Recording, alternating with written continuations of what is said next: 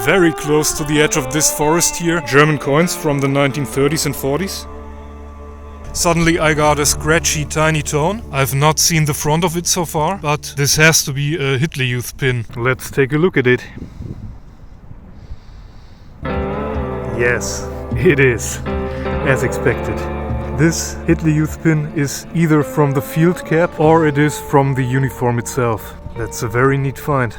Some more coins out of the exact same hole. Here we have the missing pin system. According to the size of the Hitler Youth pin, it has been worn on the field cap. Another tiny badge came out of the exact same hole. This one is partially made out of iron, that's why it gave a poor signal only. This is unknown to me, I have to do some research on it and then I will let you know which kind of badge this is exactly.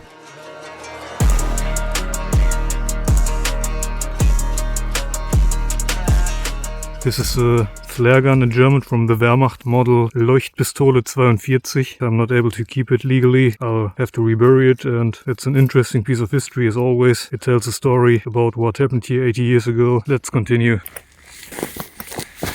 Well, that was quite a shock moment. I've only pushed the moss aside with my foot, and here we have a belt buckle. But I highly suspect that this is, I can already recognize it. That's an interesting historic find. This is a belt buckle from the former army of the GDR, Nationale Volksarmee, DDR. Interesting. Just have a look at these massive trenches here. Those are some Soviet trenches, and everywhere scattered around there are some Soviet Mosin Nagant rifle casings. Strong iron signal, and some sort of a leather case appeared. Red colored leather. I have no clue what this might be. Let's see. Oh. Interesting case. Wow.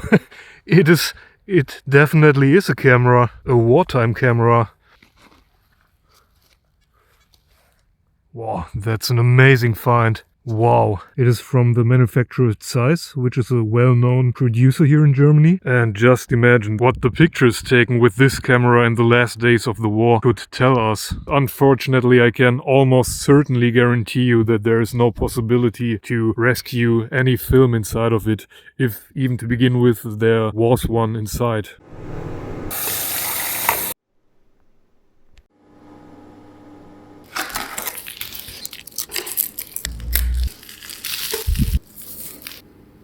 And I think this might be the compartment where the film material would fit in. Is there a film inside? No. I opened both of those compartments and both of those compartments are empty.